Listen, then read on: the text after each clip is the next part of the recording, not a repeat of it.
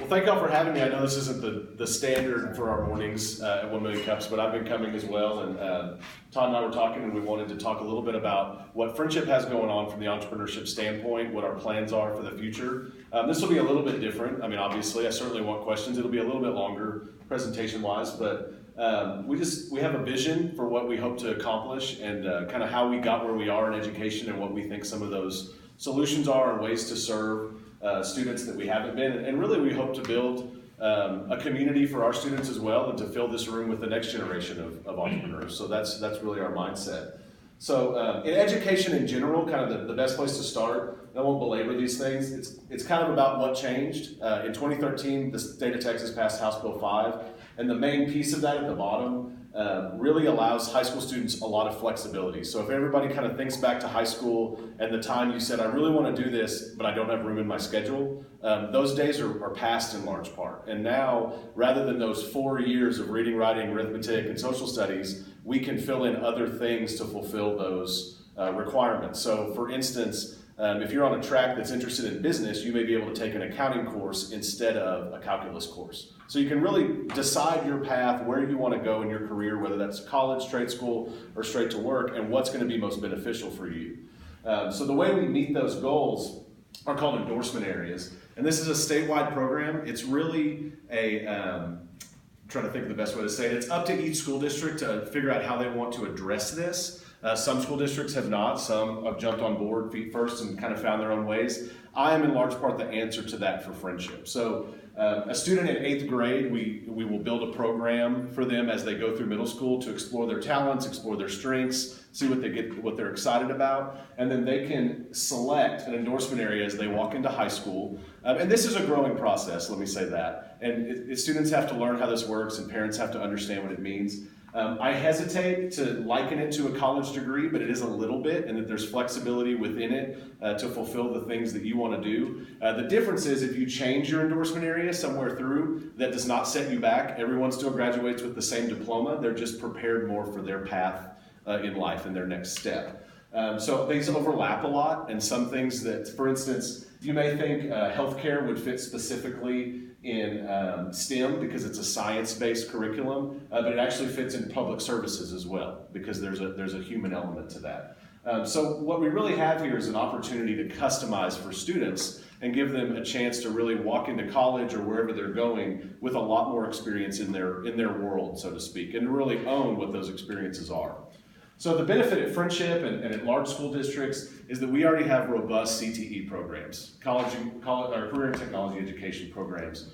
These have been existing a long time, and this is just going to scroll. There are 16 career clusters that are available nationwide. These are national programs. Frenship offers 13 of those, and within those are just a multitude of courses that allow students to really customize, and it's going to scroll through with kind of our offerings, and those are always changing, just like on a college campus. And I think the most important thing, in a major high school setting, things are much different, certainly than when I went to high school. I graduated in 2001. We took academic decathlon, band, and newspaper. Like that was pretty much, those were your one-act play, like those were your options. We have students that can take high-level engineering courses, that can take that are AV type courses, that are finance courses. I mean, you kind of run the gamut of some really intense, high-level things that they can do.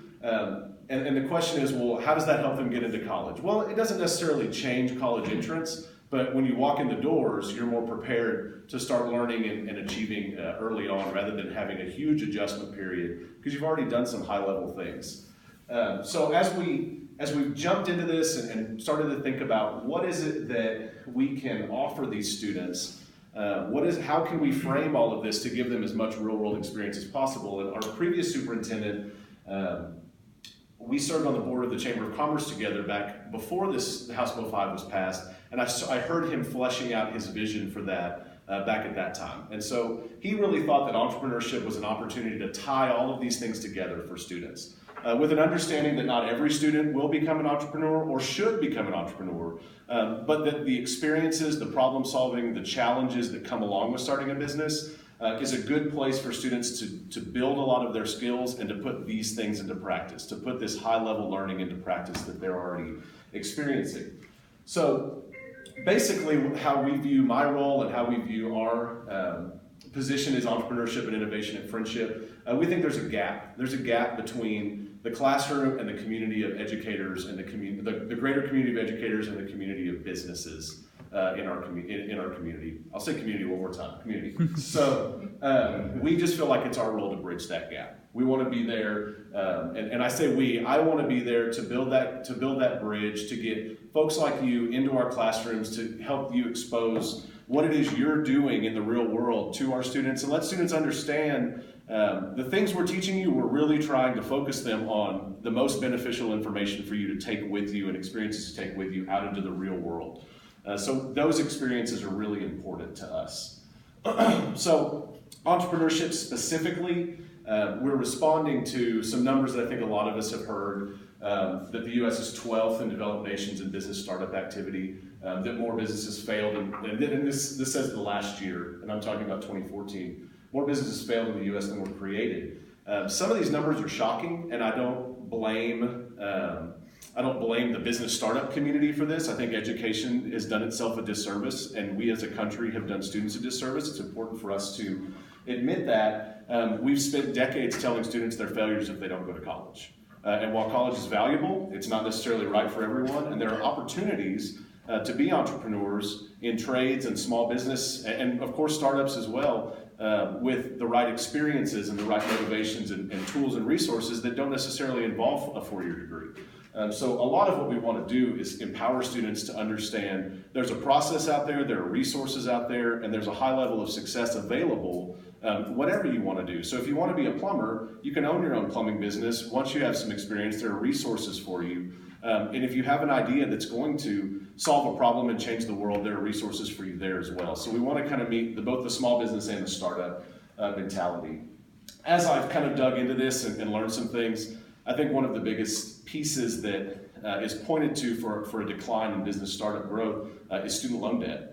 And so students are starting much later. They're coming out of college with a lot of debt. They're not owning homes. They don't have equity. It's hard to get loans, on and on and on down the road. So those are challenges that I think all kind of stem from you're a failure if you don't go to college. You got to go to college, no matter what. College, college, college. And that's really not our goal at this point in education. So what we really focus on in CTE are quality programs, certifications, and things that will help students be successful in a world that they're excited about, rather than trying to force them into our mold for how they can be successful, which ends up being a pretty narrow view. So I've got more facts, and we've seen these numbers, and Texas Tech has very specific numbers to their student population and what spurred some of the growth and changes that we've seen here at the university were similar polls of their students and how much they wanted startup experiences and entrepreneurial experiences and what they weren't getting them. So we want to provide that experience. I mean, we want to create the environment in which a student can get a taste, have a baseline of what business is, how it fits in our community, what it means to the community, how to start one, how to work together collaboratively, problem solve, give them a baseline experience in high school that they can all understand and enjoy, and then provide a high-level experience for those that are motivated to go through that process. So the plan for us, there are a lot of opportunities, and really one of the things I've done in my first year in this role is just remain integrated in the community. I've always been involved in the Lubbock community, but it's important to stay abreast of everything that's going on, to support things like 1 Million Cups, to support Young Entrepreneurs Academy, to stay involved in the chamber, and any other initiative that's happening, whether it's private business driven or otherwise. So I try to stay involved in those things and stay integrated in the community. We view this as we want to gain momentum as an entrepreneurial, feel free to come on in. Yeah. As both an entrepreneurial program at a K-12 school district, we want to gain momentum, but we're getting momentum alongside the entire ecosystem here in the area. So it's something that we can't get too far ahead, but we don't want to get behind either. We want to help bring everything forward together. So we view ourselves as a part of that. We are going to integrate Lemonade Day into all of our elementary schools and give all of those kids an entrepreneurial experience, try to give them something as authentic as we can very early on, and then to start to just weave into curriculum, class projects, school projects, some things that involve entrepreneurship, whether it's class stores or career exploration, hearing from entrepreneurs, seeing entrepreneurs in action and seeing business in action out in the community is important to us as well. we've stayed very engaged with the Young Entrepreneurs Academy that the Chamber is launching, and we're very excited about that. And ultimately, as our capstone experience in high school, we would like to have a similar program housed in our school. So to build an incubator into our high school, a year-long course that juniors can go through. They can go, start to finish and create a business, and then a senior year of support as they move forward with that. And I wish that were my idea. That's happened around the country. It's been very successful. It's happening in Texas in various ways in high schools, and I think it's a really cool opportunity to serve a group of students that we haven't served, because there are entrepreneurs in our districts. I got an email from a parent last night about all of the entrepreneurial things her freshman had done across her life, and now she's ready for more, and so those are the kids we need to be serving, and the people we need to be unlocking their passions. So again, we're working together with everyone. I think I have the accelerator old and wrong on there, but we want to be involved in that community. I've done my best to plug into things that are happening and be a connector. That's always been my biggest value is bringing a network and being a connector. I'm also really excited to be a part of the Lubbock Angel Network, and I'm what's my title? I'm the venture manager of the Lubbock Angel Network. Ryan's the executive director. We just went through a change, so that's a fantastic thing, and that's a great way to see really fantastic, fast growth startups that are coming out of Texas Tech and that are coming from across the country to Lubbock to see what we've got going on here and to talk to folks in our community that want to invest in them. So we really have a lot happening. There's momentum. I get to see it on a daily basis. I hope that you're plugged in as entrepreneurs beyond 1 million cups, and you're plugged into this community that's going on, because there's some great things happening. I also am serving a little bit of a biz dev role for the school district. I'm doing a lot of connecting, getting the community involved in our district in various ways, helping rebuild some programs like CTE advisory councils, getting work groups in place that can help us respond to the needs of today and the job needs of tomorrow, and make sure we're doing those things. And there's a couple of things out there. We think that a school district should have a seat at the economic development table, so we've stayed involved in that community. We want to spur growth, and we want to support businesses as best we can from our position, and we want to build partnerships with other districts and other people. What drew me to this position, I came from the Rawls College of Business at Texas Tech. Never thought I would work for a school district. My wife's a 4th grade teacher. Never thought I would work for a school district, but the mindset of our district, of our former superintendent and our current one and our board, this role is not about Frenship ISD. This role is about our region. It's about what's good for our entire area and the future of a place that we love. We're part of this community. We want to keep our kids here. We want them to be successful, to start businesses, to be productive members of society.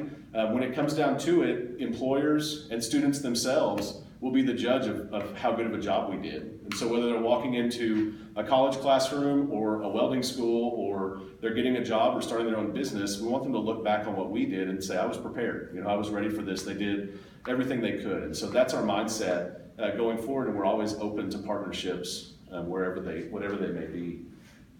We try to answer some questions, and this is where our kind of capstone idea came from. Gone are the days, and don't let anybody lie to you and say that they're not, where students sit in rows and they just sit and get from teachers all day long. That is not education today. And a lot of people want to sell you and sell the community a new idea of education. I have the next best thing, and it's going to be worth billions. I got news, that's happening. Education has already responded in those ways to find new and exciting ways to engage students. We want to let them create things that are exciting. We want them to be hands-on. We want them to be problem solving in real time. We want them to understand business and its role in the community. We want them to understand how to start a business, and we want to be able to answer their questions and walk them through processes that can help them be successful in starting a business, whatever it may look like, rather than feeling like we're sending them out in the dark. And as I talk to folks about our program, invariably I hear one thing: I wish we had this when I was in school. You're probably sitting there thinking it. I certainly have thought it.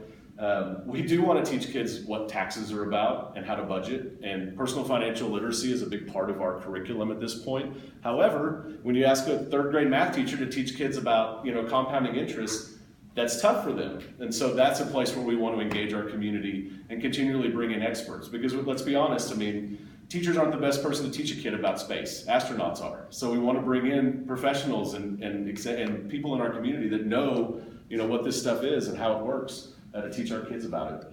And this is my idea for for an incubator in our school, letting them start a business in class, giving them support, very much like Yay, only in class and for credit, and giving them support and mentorship. I think it's a completely attainable goal. It's just going to take some support from our community to get it done. So that's pretty much all I have. I'm happy to take questions. Thank you, Keith. Yes, sir. So you were speaking at the very beginning about your program and how you had multiple different subject courses. So you could be in an engineering course or a business course. So certain school districts, I know if you take calculus in high school, you can get credit for college and only take calculus 2 when you enter. If I was in a business field and I went to go into engineering after I graduated high school, would my accounting transfer, or are your classes transferable in any way to college? Well, so pretty much any college credit at this point at a high school level will be a dual credit course. So we have a partnership right now with Angelo State University. They had a very large grant and they're offering free dual credit courses to students all around West Texas.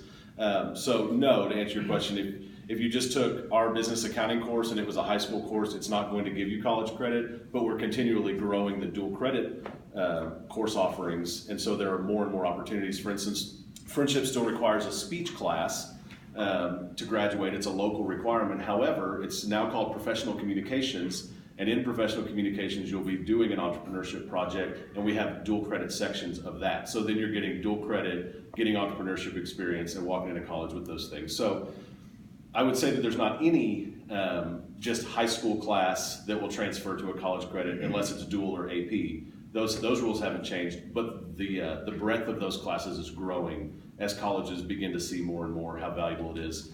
We have actually several program students can graduate with an associate's degree or certifications or job-ready certifications in nursing and things of that nature. Pharmacy tech. Okay, thank you. Thank you. Yeah, on the AP and dual, my son is now at A&M, and he decided to go into English and philosophy. And so he took a lot of dual and AP classes. He took some classes at South Plains, and so we roll into A&M. We're looking at the schedule, trying to get his classes. And what he's told is, yeah, you can use those classes, but they have to go toward your electives. Oh, interesting. And so that now he has to decide, okay, I really want to take some of these other classes. And so he has to put those dual AP classes aside to be able to do those electives. Right. And so I'd say, I think we kind of overdid it. Mm-hmm. It was good discipline for him, but I think looking back, he probably did need to do that. Sure. I think there's, and let me also, I usually say this, I'm not an educator. I'm not a K-12 educator. Like I said, I came from a whole different world of community relations and career connection and things of that nature, and from the business community. So I'm not deep into curriculum or anything else like that from the K-12 side. I will say though, in my opinion, and I have a cousin, she graduated early, she's already like a junior in college starting at UTSA because of all her hours in high school. Kids still need to go to school, I think, and there are valuable lessons to be learned through school. So I think it's great to walk in with some good credit and some things like that, but I think there's a limit. I think saying we overdid it is probably where I think a lot of people look back and think that was probably a lot. That was probably a long way in. And to be honest, I mean, and it's on every student to know kind of what your path is and to connect with those institutions and know what's going to go in, what's going to work. And one of the challenges, to be honest, in this new world, there are still plenty of colleges outside of Texas that require Algebra 2, for instance, as a minimum for college acceptance. Well, if you took something else as a replacement for Algebra 2 in a Texas high school, now there might be a challenge, a leveling course or a junior college course you need to take just to get accepted. So that's a challenge, and that's something that Texas colleges don't have as much trouble with, but out of state will.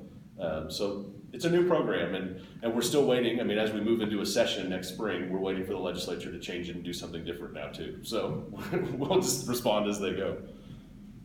How does the mentorship thing go? How's that going to look? Well, that sounds really interesting to me. Sure, yeah. I mean, we want, when you talk about the incubator idea that I've mentioned a couple of times, that will be very similar to Young Entrepreneurs Academy. You'll have a lot of mentors. We'll team them specifically with the student groups that will be creating their business based on those experiences, and we want them to be available to them on a regular basis. But we have other existing programs that have been around a long time, like DECA, for instance. DECA constantly needs good, savvy business professionals, marketing professionals, folks like that to help our DECA teams as they get ready for competition, help them. They're writing campaigns, they're writing marketing plans, they're implementing campaigns in real time, and then reflecting on the challenges, all the way down to quick 10-minute competitions. I'm going to give you a scenario, and you're going to walk in and talk to your boss about which thing you should do in this business. So we had 63 DECA students go to state last year, or go to regionals. 63 went to state, and we took 19 to nationals. So programs like that are very traditionally business focused are very strong and robust already, and they're always looking for mentors. So I guess the way it looks is, if you're interested, let us connect you with teachers and find ways to do that. And I keep pushing it, but I think it's really valuable. Young Entrepreneurs Academy will require a lot of mentors to make sure their students are helped all the way through. So plugging in with Amy and that program would be a great place as well. We also are looking for, along with mentors, we're looking for classroom speakers, and we want people that we can have a good slate of speakers that are available to come in and talk about a variety of topics depending on the course. And you would be surprised, I just met with our AP Geography teacher. Never would have thought. AP Geography is incredibly community focused, so I need an urban planner. I need a lot of folks that have really specialized skill sets to come in and talk to those students and help them understand some of the material that's really high level, really, really high level. Those business facts that you put up there kind of shocked me. The main one I'm curious about is, you said new business creation's been cut in half since 1978. Mm-hmm. Do you have any insight into that, and is that part of your mission statement of what you're doing? So, I mean, all of those numbers kind of spur our reasoning behind a lot of this. From what I've read, when I looked at that, 1978 is the year because that's when they started keeping the records. But generally, the accepted idea is that really since post-World War II, that's been the trend.